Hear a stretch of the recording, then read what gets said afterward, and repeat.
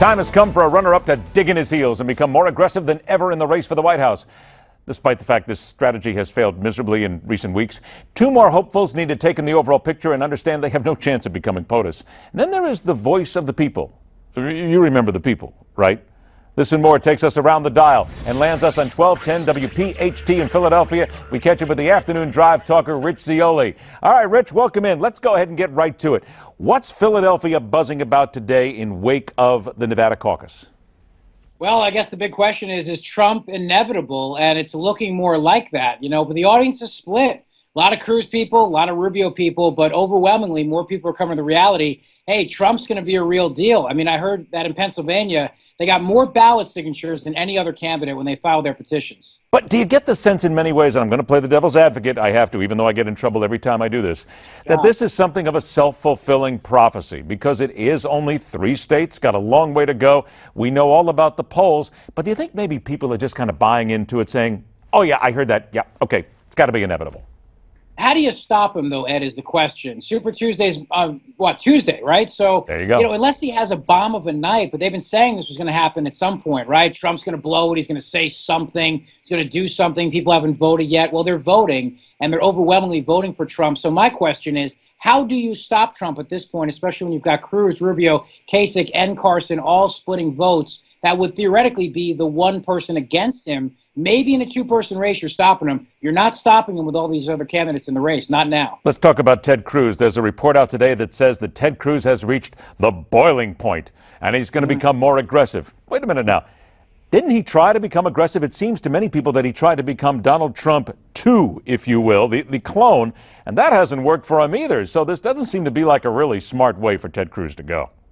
Yeah, I'm not sure how that works, Ed, because, Ted Cruz had those questionable campaign tactics. And look, I defended him, and I said it was CNN's fault about the rumors of Ben Carson leaving. But then there were the mailers, then the whole fiasco with firing his campaign spokesman. So I thought he was being pretty aggressive. I'm not really sure what his definition of aggressive really means. Let's talk about Marco Rubio here for a minute now. Marco Rubio basically came out after Nevada, and you would think he won. At least that was the perception that many people got when he talked after everything. Let's go ahead and be very honest here. He has not won a single state. You have got to win sooner or later. You can talk about coming in second all you want. You and I can talk about it until we are red in the face. But if you don't start winning, you're not going to win, period, end of story. That's right. There's only so far that you can go with this whole eventually I'm going to win thing. Eventually I'm going to win. Look, Rubio's problem is he had a really bad debate performance that stifled his momentum. Everybody knows that by now. Christie really hurt him that night. And it's a shame for Rubio. He's a talented guy. But look, that Gang of 8 thing still haunts him. And immigration is the #1 issue right now, it seems, on voters' minds. And that Gang of 8 is just an anchor weighing him down. But look, Ed, in a 2-person race, Rubio versus Trump, maybe Rubio could beat Trump because maybe enough establishment people would come around. But I don't think so at this point.